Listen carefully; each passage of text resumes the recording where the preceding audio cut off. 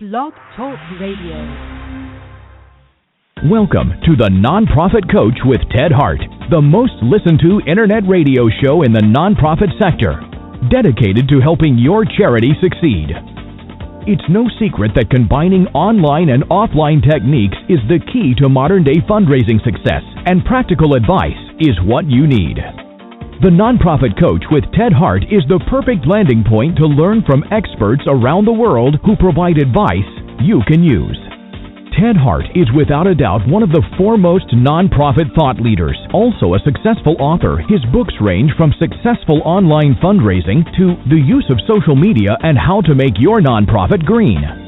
Guests on the Nonprofit Coach are leaders in their field who share tips and trade secrets for nonprofit management and fundraising success.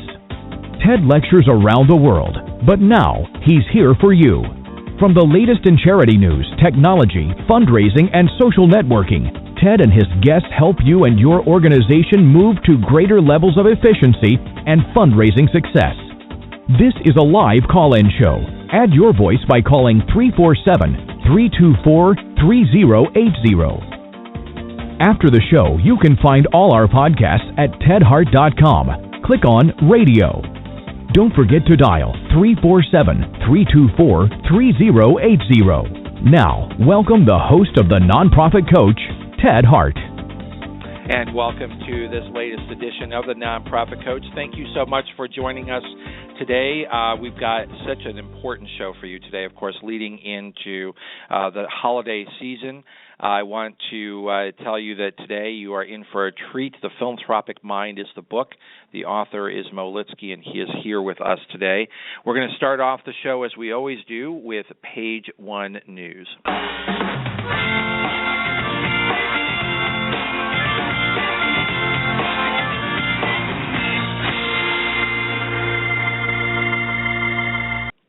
Over here on Page One News, of course, Giving Tuesday is coming up. That's on December 1st, 2015. You know about Black Friday and Cyber Monday. We'll make sure that you know about Giving Tuesday. And I ran across a really terrific video, and I wanted to invite George Weiner, who is the founder and CEO of WholeWhale.com, to join us. But before I bring him in on the show to talk to us a little bit here on Page One about Giving Tuesday, take a listen to a couple minutes of this terrific video. If you're in fundraising, that means you're in sales. Because anytime someone says, I'm going to give you $1, that means they bought into the idea that this dollar equals this impact, which means you've made an emotional connection with them. You have to start off with that at the core, why someone wants to give as opposed to the how and the what.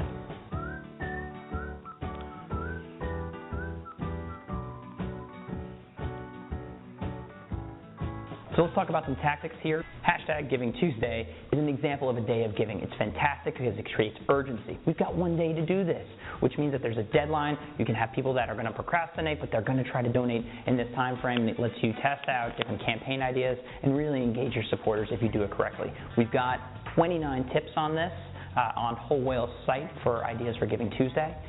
Encourage you to check those out. You don't ask someone to marry you on the first date. That's weird. Don't do that. So in the same sense that if the day of giving is the first time you're trying to get someone to donate, that might be a bit awkward. It tends to take...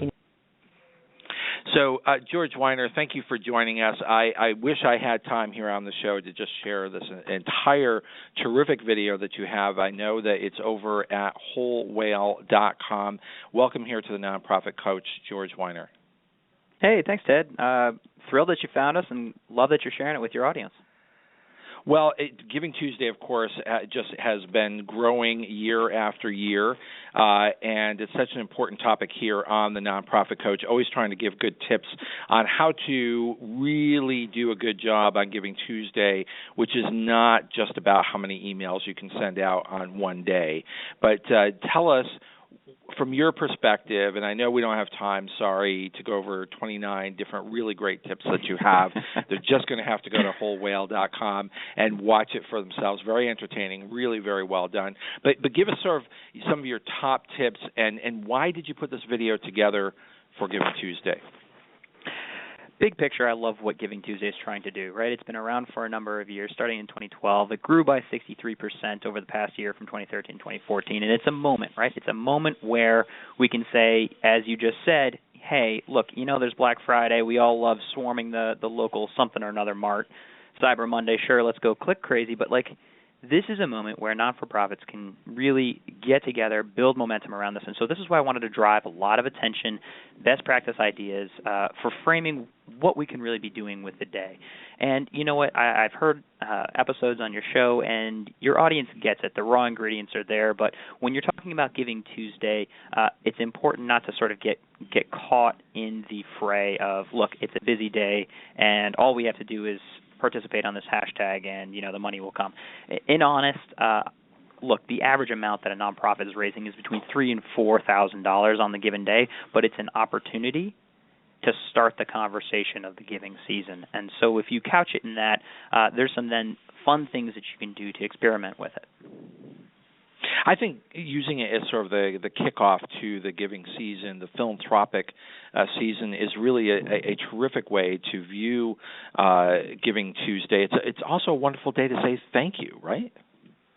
Yeah, why not, right? You have a bunch of people that are hopefully on your list. You've been building them up over time, and this is an excuse to have that initial ask. And so some of the things, if we're getting into the practical tips that you can do is, first off, people love matching gifts. It just feels good. We're doubling our gift. Find that large donor in your internal audience and say, hey, we're running a crowd giving thing. It's an experiment. I don't know what's going to happen.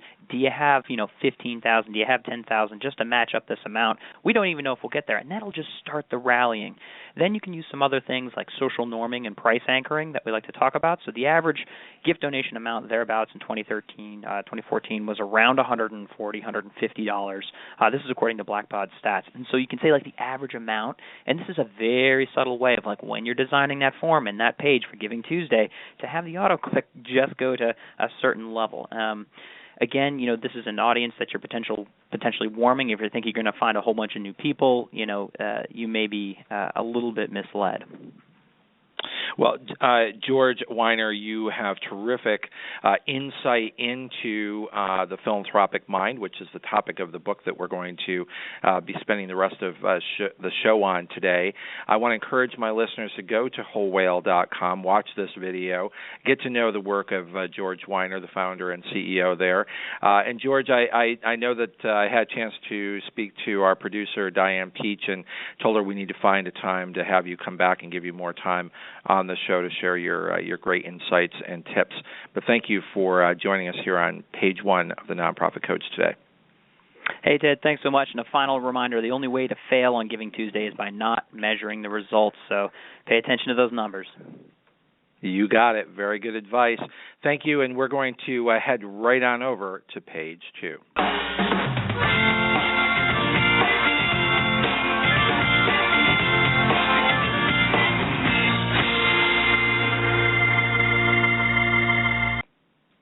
Mo Lidsky is a partner and senior managing director at Prime Quadrant.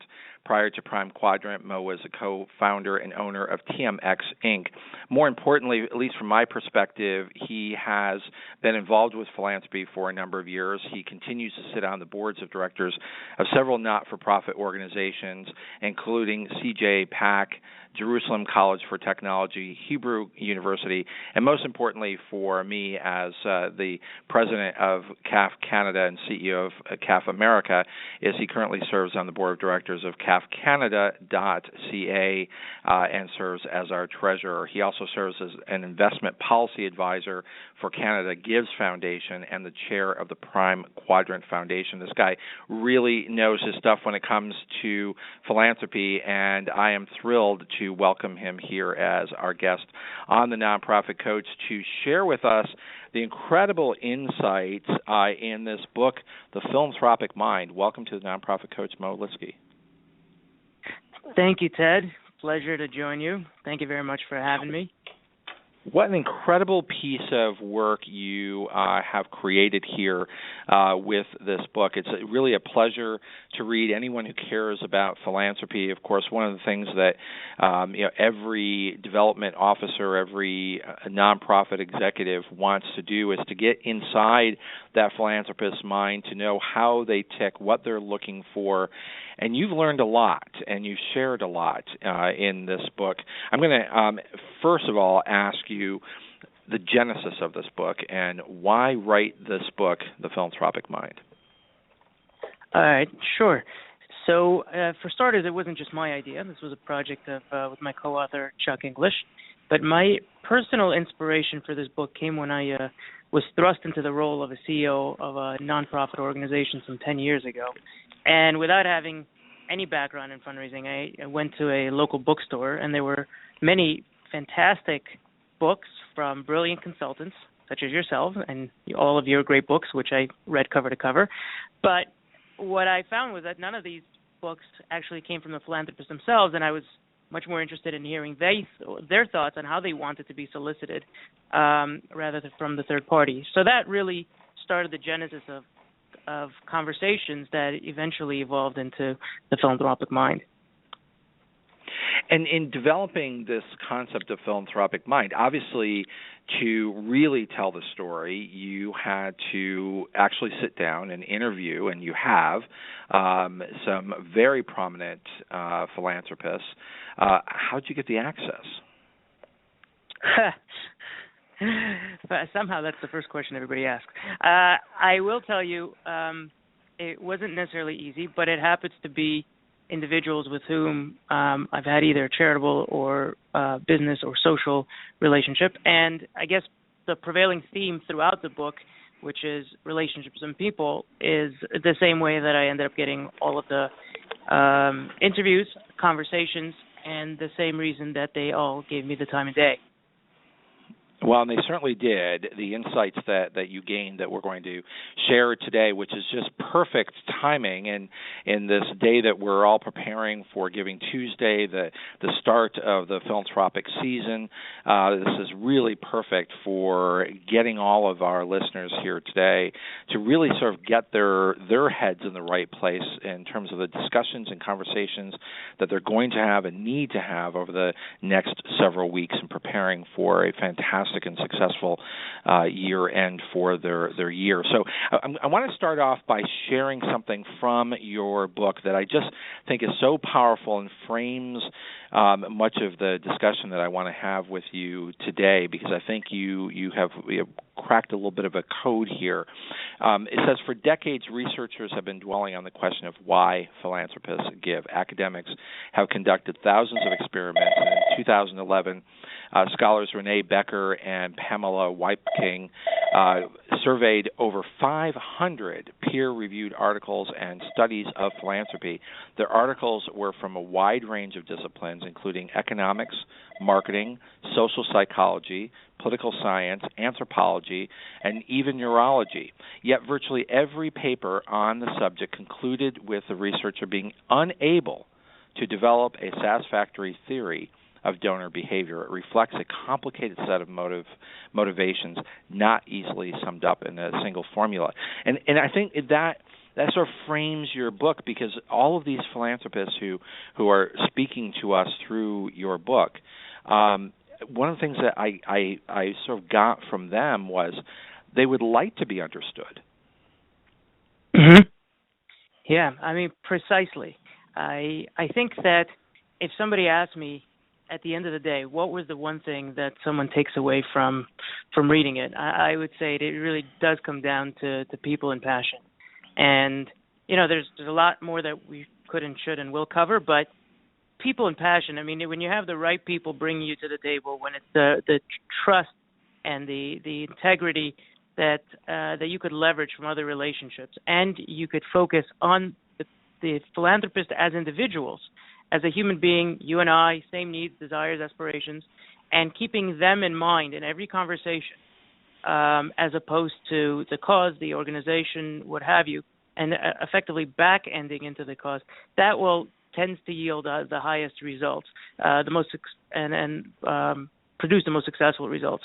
The other piece is the passion component, and that really is what we're talking about as a transfer of emotion, and passion is the vehicle for transferring emotion. There are no shortage of problems, causes, issues to resolve, and what will set apart one organization or one cause from the 86,000 others that we have in Canada. So what that typically is and most commonly tends to surround people in passion. And it also seems to be that, again, from our conversations, and I could get into individual stories, but passion tends to compensate for other shortcomings, and people tend to compensate for other shortcomings. And the reality is, no organization under the sun is perfect, no infrastructure is perfect, and so we need a lot of leeway. When you have people in passion and it's properly aligned, you can make a lot of interesting things happen. I love how you frame that with people and passion and the individual nature, and I think that's why it has been so impossible and likely will remain to be impossible that there is a single formula, because philanthropy is so individual and is tied up in things that are very hard to measure, even for the philanthropist, and that is their own personal passion. I think you made a very powerful statement a moment ago, and I want to ask you, in the framework of the philanthropic mind, to help us understand the statement that you made, because it's been said here on this show before, and I think it is a trend that has to be really recognized in philanthropy, is that it's less about the organization than it is the mission. And so it could be any number of organizations that might get the philanthropic support. It's who's doing the better job and who can connect on that passionate level. Yeah, I think it gets a little bit, it goes a little deeper. Yes, there's the people component of who will introduce you and get you in the door and bring you to the table. That's certainly one component of people. The second component of people is in terms of why would you, your cause, your organization, why would it resonate? Why should it resonate? And, one of the things I think, we were going to touch on was, the giving history or prospect research. And, I guess if you look at traditional prospect research, and basic common sense would suggest that, past gifts are indicative of future gifts. And that may be true, but the way how they are indicative of future gifts is not always apparent. And when we looked at some of the largest gifts in this country, they actually had, most of them had no personal precedence for the donor.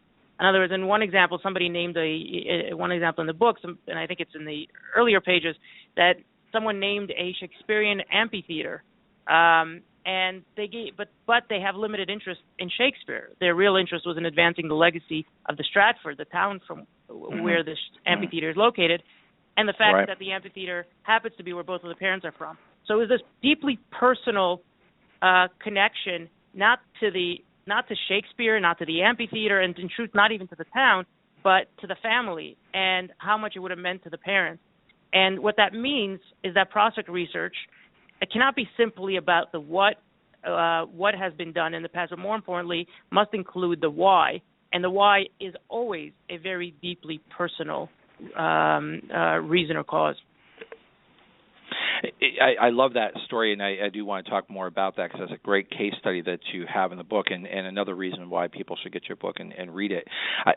Carlo Fidani, in one of your interviews, said, I would argue that the people who have their hand out, and he mentions the 86,000 nonprofit organizations in Canada, have to get better at it and understand what will turn on the thoughtful philanthropist and what they're looking for. So, I mean, he's sort of qualifying there the thoughtful philanthropist, and I think that person can come in a lot of different shapes and forms and bank account levels. But he's sort of pleading to do a better job and not just ask for money. Yeah, precisely. I think that there's some famous McKinsey study, which I believe I referenced in the book, if not referenced in one of my writings, where the McKinsey study suggests that there is $100 billion of capital that's left on the table by nonprofits because of a poor solicitation, best practices, poor fundraising infrastructure, and also not allowing philanthropists to be more thoughtful in their giving. And what happens is, and the other motivation for me embarking on this project was that I was dealing with a lot of these philanthropists are not necessarily the ones in the book, but many others, on a business basis. And what I found was the way that they approached their business, their investments, was fundamentally different than the way that they approached their giving. One was deeply strategic, thoughtful, enormous amount of resources went into the planning, all of their investments, of all of their assets, whereas on the charitable side, it tended to be much more reactive, a little bit more emotional, and a lot more relationship-oriented. So one of the goals of this book is really, even for the philanthropists, to start to look at precedent from previous philanthropists and experiments, such as Carlo Fidani, who does a brilliant job, who really takes almost what I would call a private equity approach to his philanthropy and his giving. What I believe your previous guest on the show referenced, I mean, leveraging up his philanthropy in such a way where the sum of the parts is much greater than the individual components.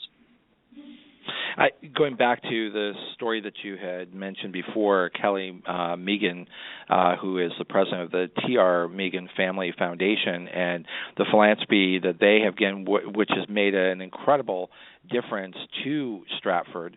But it's the reason behind that and the story behind that philanthropy that you wouldn't necessarily suggest. And I would imagine that when there's research done, and I think this is a very good case study, when there's research done on that particular foundation and an arts organization, for instance, sees that they're providing such substantial support to Stratford, they would immediately assume, well, they're an arts foundation and they support arts because it's arts. But someone who actually has the relationship and has gotten to know that foundation understands that it's a much deeper and, as you said, complicated reason why they're supportive, which is very personal and very tied into legacy. Exactly. And I think, your conversation kind of gets to the heart of some of the stated mandates of family foundations, of private foundations. And it comes back to Kelly Mean, and it comes back to past giving history. And the fact is, it also comes back to the fact that philanthropists are people, and people with normal relationships, whose relationships tend to be a much greater drive of their decisions, irrespective of what the mandate of the foundation may be. And I think that just because the foundation doesn't give to something doesn't mean that they wouldn't personally do so. Oftentimes, people focus the efforts of a foundation on a specific theme or cause, either because it was agreed upon by other related parties, perhaps there were common assets that went in, or because it's just easier to deflect solicitations that aren't within the foundation's purview.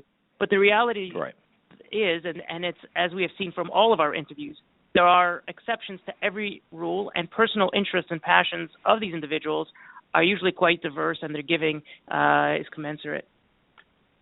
So, again, doing your research, understanding and building that relationship is the only way that you can really understand the philanthropic mind. Precisely. So what I wanted to go next with, again, really a terrific book, and you've mentioned it, and I've mentioned it as well. I want to make sure that our readers understand that the philanthropists that are interviewed and the perspective of this book is from a Canadian perspective.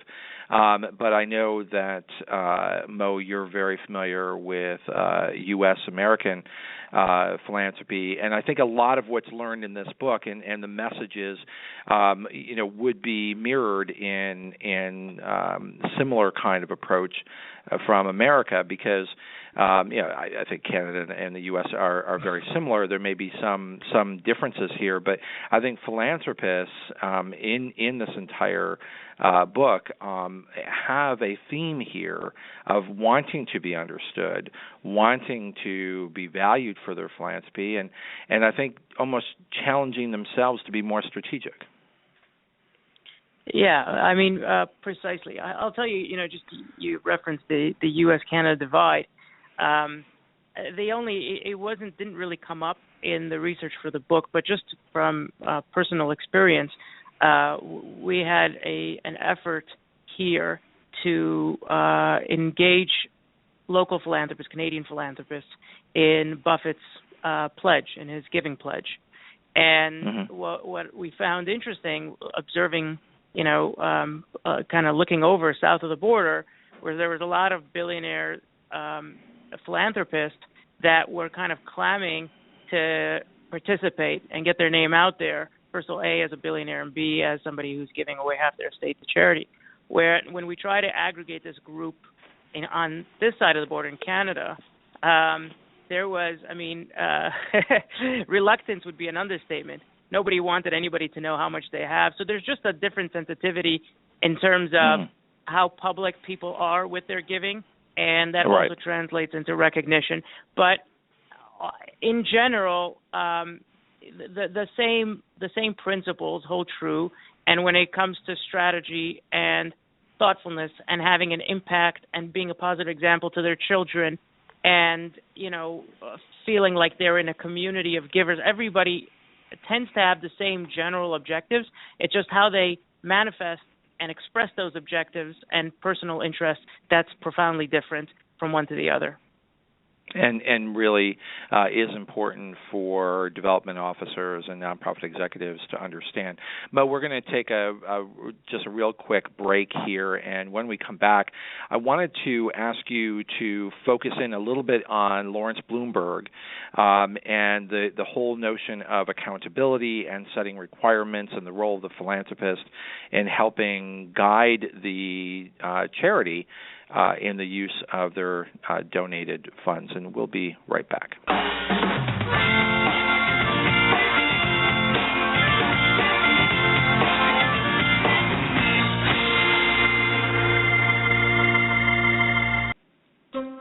When you have a great idea and need to work with others to bring it to life, how do you do it?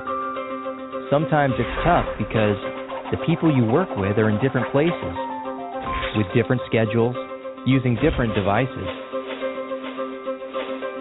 Google Apps lets you bring ideas to life with others. Here's how. Start with email that offers more.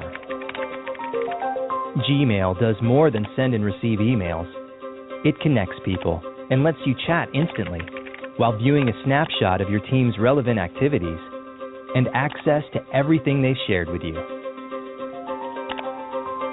With Google Docs, there's only one version for everyone to work on.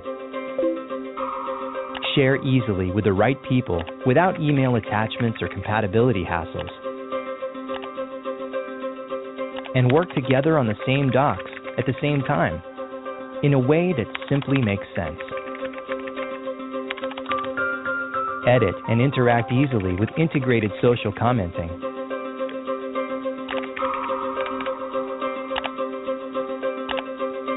Google Calendar makes it easy to share schedules and find times to meet, and schedule or update meetings with a few clicks. Everyone can't be in the same place at the same time, but Google Apps lets you work together from any place. With multi-way video chat, you'll feel like you're all in the same room.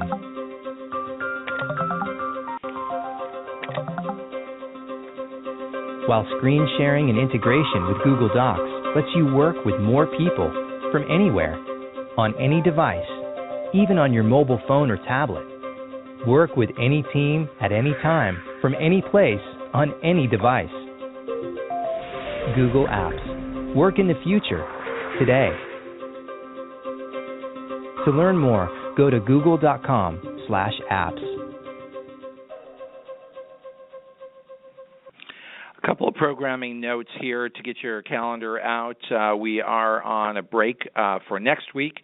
I will be speaking at the National Philanthropy Day lecture near Washington, D.C. on November 17th, and so this show returns in a big way on November 24th when we will have the authors of Writing to Win Federal Grants, a must-have for your fundraising toolbox right here on the Nonprofit Coach. And then just looking ahead, I know this is one of our biggest shows of the year.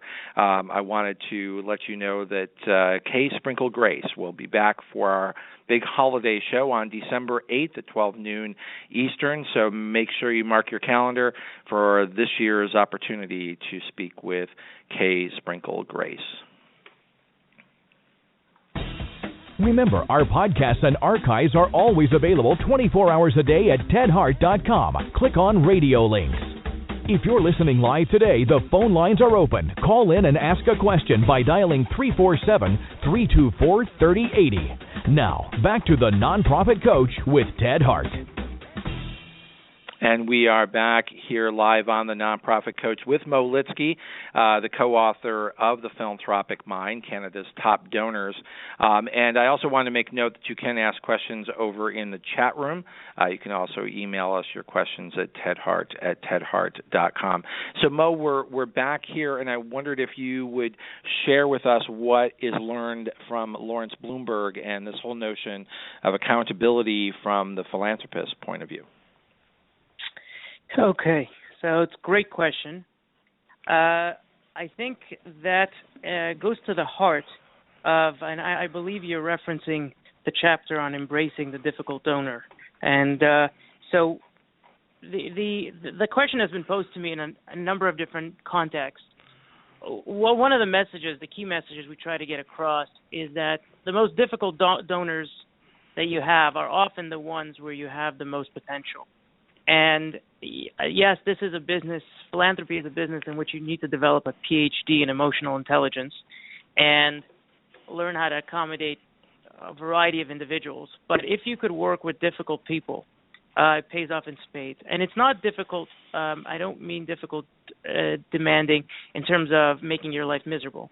Those individuals, life is too short, and there's no gift that's large enough to make your life miserable. But what I really refer to are individuals that are constantly challenging, and philanthropists and donors that are challenging the organizations, challenging the professionals to become better and to have more robust metrics, to have more professionalism, stronger infrastructure, and so on. And the payoff, Lawrence Bloomberg happens to be a highly sophisticated philanthropist here, and he puts his money where his mouth is, and he puts his time where his mouth is. So he not only has supported countless organizations in Canada, but has also invested a great deal of time in bringing those visions to reality. But, you have other individuals like Seymour Schulich, who has named, at this point, probably close to a dozen universities and or colleges. And he has very strict criteria for his benefactions, and he will not compromise on those criteria. And those criteria often require the universities to stretch quite a bit to meet them. But the consequence of those stretches, as it were, is the fact that they've all multiplied the dollars raised. They've increased enrollment. They've increased the number of relationships. And it's given them a tremendous amount of credibility knowing that they were one of the Schulich benefactions. So the difficult donors, again, as long as they're not making your life miserable, are probably the most prized possessions of most organizations, and they're also the ones that are most neglected. And there's one other piece that I think is important to capture, and that is that the difficult donors are also providing opportunities. One of the stories that we reference in the book is about a particular philanthropist who saw the CEO of a hospital at a cocktail party, and he started complaining about how the hospital waiting rooms were outdated, and he recalled an experience when he was waiting for a birth of a grandchild in a waiting area that was disgraceful, dirty, couches were filthy, no television, et cetera, et cetera. And the CEO of the hospital looked at him, and instead of apologizing, he said, well, then why don't you buy us a new one?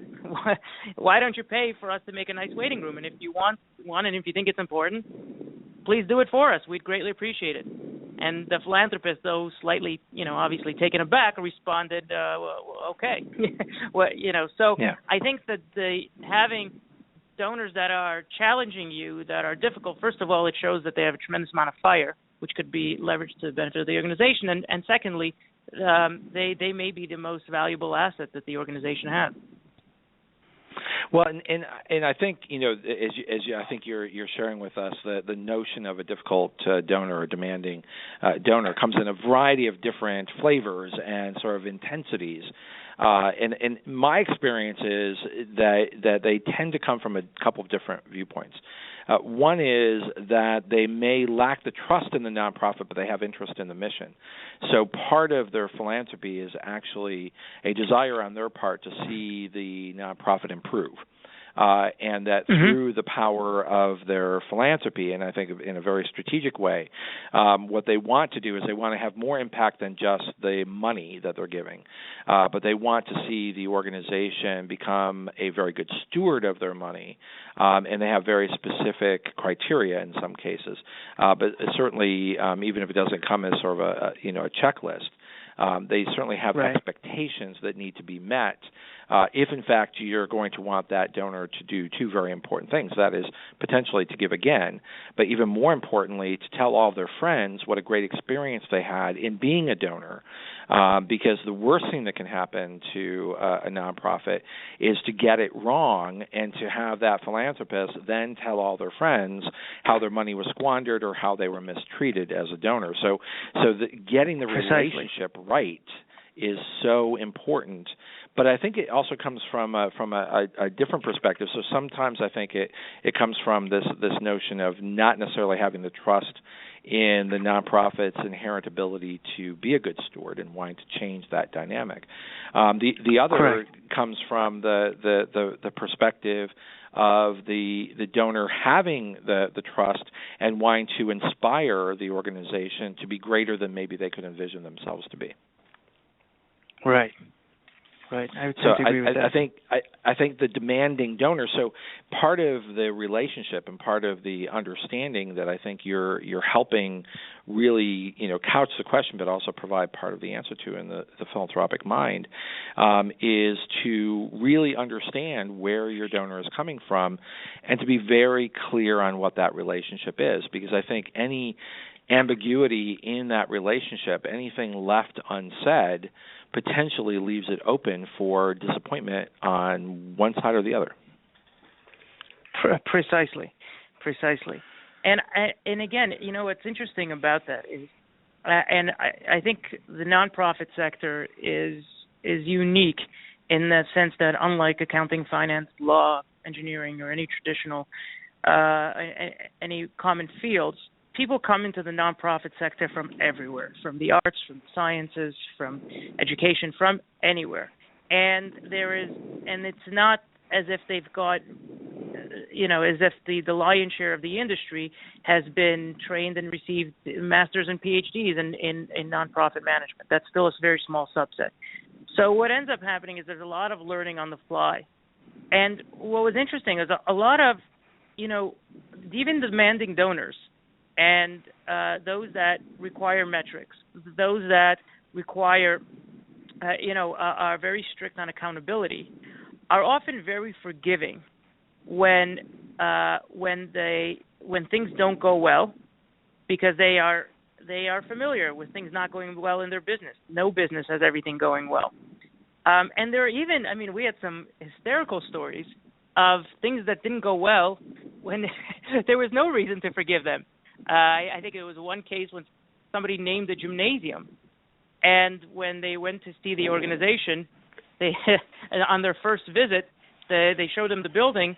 Their name hung above a library, and the philanthropist said, "Well, I thought we were paying for a gymnasium." He said, "Well, yeah, but we decided a library was more valuable for us." And the most remarkable thing about that story was the philanthropist kind of chuckled and maintained the relationship. Now, in any other field, in any other endeavor, the professional would be kicked to the curb and a forgotten memory other than an entertaining cocktail story. But in the nonprofit world, that relationship, again, I'm not suggesting this is optimal best practice. No, I was going to say, I think for most nonprofits that would have been a kick to the curb, but I think they got lucky and had a good humored philanthropist in this regard. I think it got lucky, but I think it just speaks to the fact that a lot of this is about relationship. A lot of it is advancing the broader vision of the organization, and that's really where some of your comments fall in.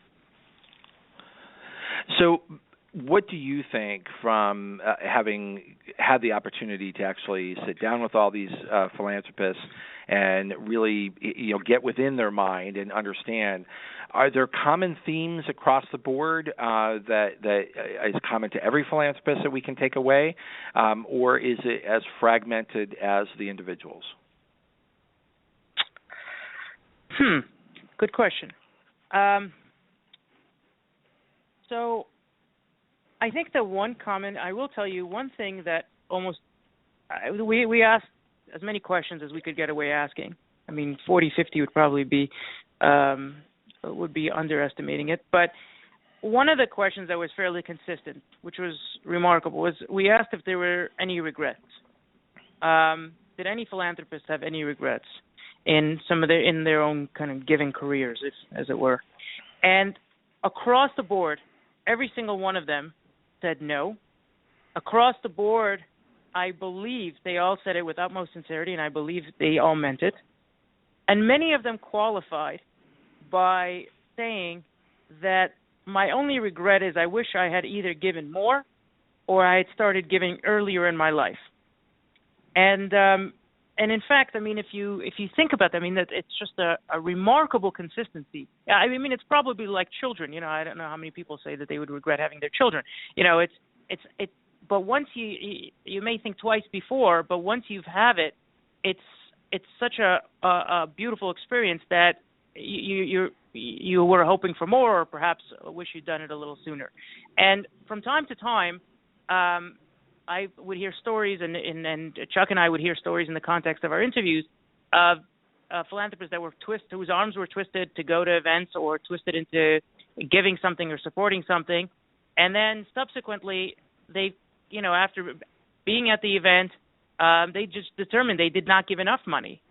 And so the takeaway, I guess, for many fundraisers is that after a major campaign or a large gala, when they're usually taking a breather, ironically, that may be the best time to follow up and see if anyone has interest in increasing their commitment. And the other common theme, key takeaway is for those that had children, all of them want their children to follow their philanthropic path, even if they don't necessarily want them to have as much capital as they do, and they want them to tread their own path professionally, but philanthropically, and at least sharing those values. I mean, just to give you a sense of how dramatic it is, I mean, one of the philanthropists we interviewed shared a frustration that she would deposit or he would deposit a $50,000 check into the children's account for the charity every single year, and come back a few years later and see that there's several $100,000 unspent. And they actually had to hire a consultant to teach their kids about philanthropy. I mean, it's a very dramatic example, but it does showcase how much they want their giving, not just to be part of their lives, but really be part of the family. And that also comes back to the fact that nobody, we had a lot of people that tell us that, they're going on a charitable diet, or, they're cutting back their giving. And the reality is, in some cases, we had two-part conversations or two-part interviews, and we would come back and speak to them, or three-part interviews, and we would speak to them again. And the very charities that they pledged and that they would not give to, they've gotten involved with and are happy that they're involved with. So I'd say if there was one common theme, it's the fact that none of them regret the giving they do.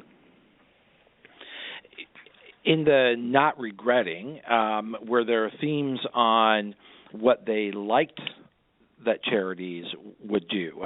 My guess is that there were few of them that said, wow, I just love a charity dinner and can't wait until I get my next invitation, and I can't wait to go. Yet they do become important touch points for philanthropists.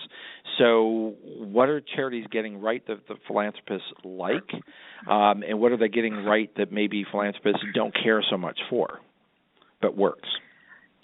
So it's an interesting question. I think that the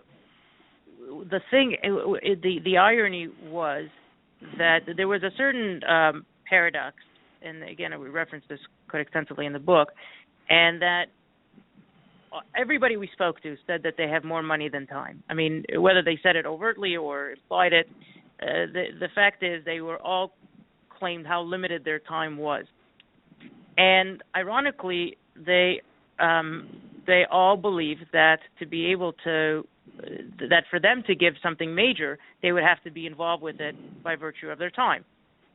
So there is this paradox that, they have more money than time, but when you want their money to support your organization or charity or cause, you actually need to get their time to do it. So many will say that they don't need another dinner. Many will say that they don't need to be involved. But at the same time, deep down, many actually believe that they need to be involved, they need to attend, and they feel a desire to do so.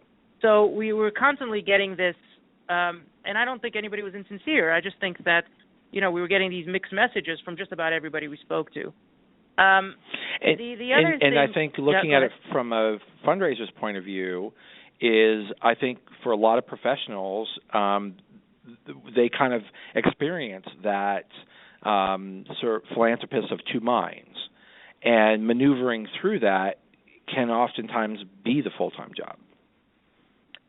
Precisely. And I mean, the other thing that I would add to that, in terms of pet peeve that many of them referenced, is the fact that the solicitation came too late, which is interesting. I mean,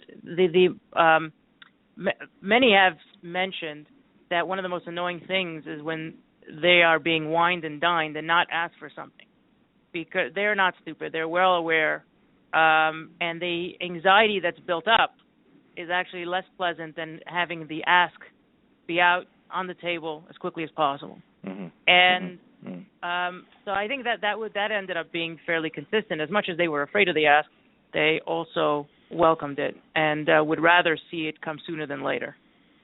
Mm-hmm. Well, as I train a lot of fundraising professionals, development officers, executives, as you know, and one of the things that I always make sure that I share with them is, don't think you're the first one to make an ask.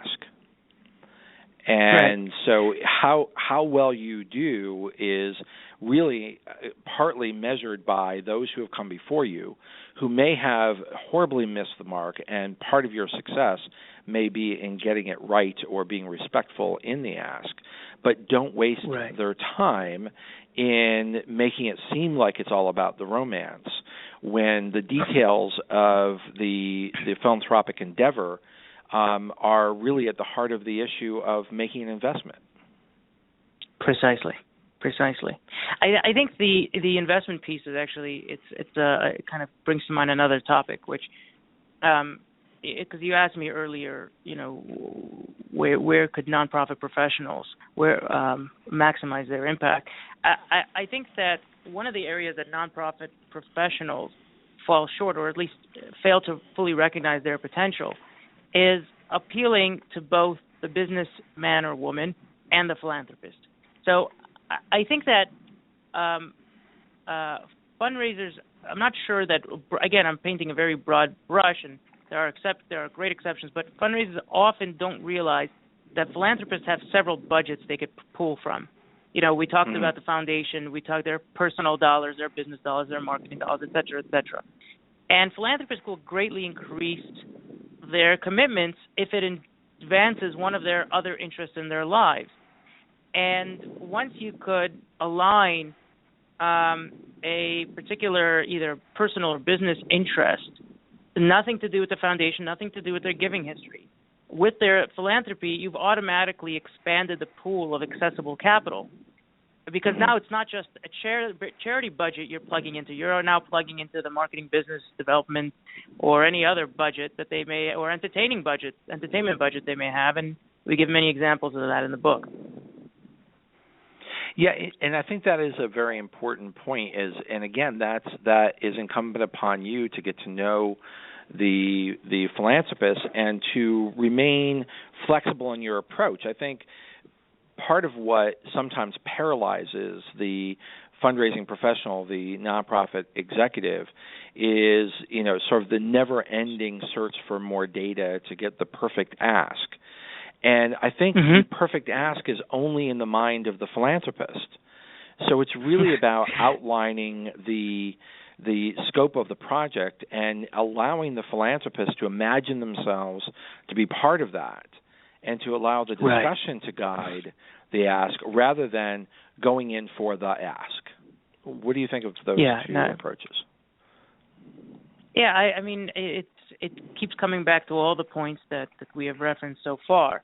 It was actually just coming back to the earlier question, because I'm still thinking about the fact that the time requirement. The interesting thing is that time and energy effort, most philanthropists, they want it to be easy, but at the same time, they don't necessarily expect it to be easy. To do their philanthropy strategically, thoughtfully, conscientiously, and to maximize their bang for their buck. I was surprised how many philanthropists, when we asked them, what does it mean to you, what does philanthropy mean to you, how many of them said it means work. And, one particular example, I actually was kind of humorous, came from a fellow named Charles Juravinsky. He's an incredible man from Hamilton, Ontario, whose name is on several of the local hospitals and clinics. And when I asked Charles what philanthropy means to him, he proceeded to tell me a short story. He said that there was a local healthcare organization in Hamilton was struggling to get new donors. So as an incentive, Charles offered to match any new gifts that came in within the next 90 days. And he said that, within that period, he arrived home one day, turned on his answering machine, and heard the following voicemail from his former business competitor. He said, "Hey, you jerk, I just cost you $20,000. And he turned to me and he said, "That is what philanthropy means to me. It's a small discomfort for a much, much greater good." And the interesting thing is that they are prepared to endure that small discomfort. Now, the job of the nonprofit professionals, the board members, anybody involved in the endeavor is to make it as seamless, as easy and personalized and personal as possible. But at the same time, they are prepared for, they do understand that anything meaningful in life takes work, takes time, takes engagement, and they're, for the most part, if approached properly with the right ingredients, are prepared to do so. Is there anything that a nonprofit executive can do to, from the start, make it a more enjoyable endeavor for the philanthropist? So, yes. I think that the whole purpose of wining and dining, which I think does have a role of building rapport, is in order to understand where they're coming from. And, I think several have asked me in the past, what impact does the age of the philanthropist have to do with their giving, for example?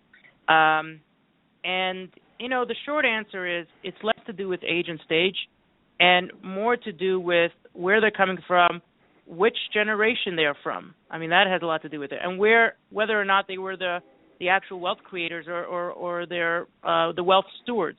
There's a prevailing theory, which many of our conversations and research have supported, is that the first generation will be often more generous and flexible with dispensing with their wealth, with their philanthropy, while the generation that did not earn the capital and perhaps, it could be argued doesn't have the confidence that they could earn it, is either considerably more philanthropically frugal or simply, more focused on a narrow segment of philanthropy. And to a certain extent, without presuming the causes behind it, we found that to be true. But we also found, again, coming back to an earlier topic, that the younger donors tended to be more formal about their giving, more concerned about metrics and accountability. And in the opening rapport, the very first thing that most nonprofit professionals should focus on is understanding, where is this person coming from? What kind of person is it? Do they like to get to the point? Do they need reporting and accountability and metrics? Do they need to hear the story? Do they need a passionate plea? Like, where are they coming from? What do they resonate with? And the approach should be considered after all the facts are gathered. I mean, and the other, and why it's important, I think we spent a fair bit of time on this in the book, because this is actually critical. Where the first, for the philanthropists that you're talking to, where their first philanthropic experiences came from is crucial. And so in one particular example, in a conversation with a renowned philanthropist in the city who dedicates virtually all of his time to social causes, particularly on sustaining the poor, he expressed his regret to us that his son is not as passionate about philanthropy. And so during our interview, we had asked him, about his earliest philanthropic memories and his meaningful experiences. And he shared with us a beautiful story when he was a little boy going to inner city Toronto, giving out blankets and jackets and sheets for kids who were poor who didn't have them. And then when we later in the interview asked him, well, what had he done to get his children involved in philanthropy, his response was, well, we brought them in to sit on a couple of juries of the foundation and evaluate grant applications and adjudicate how much they receive and evaluate and participate and allocate resources and blah, blah, blah, blah, blah. All of that was wonderful, and it came with the right intentions. But can you think of two more profoundly different first experiences with philanthropy? One out there giving out blankets, jackets, pillows, and the other one sitting adjudicating in a formal corporate boardroom. So understanding where the philanthropist is coming from, what were their defining earliest philanthropic experiences, will also determine what is likely to resonate, or how have they been philanthropically trained, as it were. And that kind of knowledge, while it could be written down someplace, and certainly maybe someone did a case study, as you've written many case studies in this book, the richness of that kind of knowledge and information is best garnered in that sort of romance phase with the philanthropist, which I think is about any other relationship, whether it's a business relationship or a philanthropic relationship. It's about building trust. It's about understanding who the stewards of your funds are going to be. Do you trust that they're going to be good stewards? Do you trust that they're going to understand what you want to accomplish? And as you said, where they're coming from and their background matters to where they're ultimately going to go. Precisely. And how do you learn that if you're not spending the time to really get to know the philanthropist? So we've got just about 2.5 minutes left. I wanted to ask you in that time to do two things. One is summarize the key points that our listeners should not forget as they're entering into this philanthropic time of the year, and they're going to have individual one-on-one conversations. What should be top of mind for understanding the philanthropic mind? And then finally, how can my listeners reach out to you, and how can they get a copy of this book? Okay. Wow, it's a tall order. A lot. Okay. 2 minutes. So I think the one of the things that we keep coming back to is that the truth is philanthropists want to give. They have the reason that they are reluctant to take meetings is because they have a hard time saying no. And they're trying to protect themselves. One had told us that she's afraid to take meetings because she'll fall in love with whoever walks through the door. And so that all takes us back to the fact that we're dealing with wonderful, charitable people. And the idea is, first and foremost, how do we connect with them as people? And that comes from understanding not just the what, but the why of past giving. We talked about paying attention to the generational position of the target philanthropist. Talked about partnership, not directly, but they are looking for partners in achieving a broader good. So do your best to embrace the challenging donor, because they are the ones who are most interested in a true partner. We talked about you annoying them when you don't ask. So help alleviate that temptation to give and provide them an opportunity for doing so. We talked about finding ways to align your cause with either their business or other personal interests, and being able to have a much bigger pot to dip into. And we talked in the last two pieces, which were the two pieces we started with people and passion. So people find the trusted contact and get them in as early in the relationship as possible, because trust is an uphill battle. Great tips. I'm going to have to wrap it up there. How can people get a copy of this book? www.thephilanthropicmind.com, or go to Amazon, or in Canada, Indigo, and you can contact me by mo@primequadrant.com. Terrific. Mo Lidsky, wonderful book, great insights, people and passion. You've done a fantastic job here, and you're a wonderful guest. Thank you for joining us here on The Nonprofit Coach. You've been listening to the Nonprofit Coach Radio Show with Ted Hart. Tell all your friends to check out our production schedule and download our iPod and iPad-friendly podcast at tedhart.com. Thanks for listening to the Nonprofit Coach.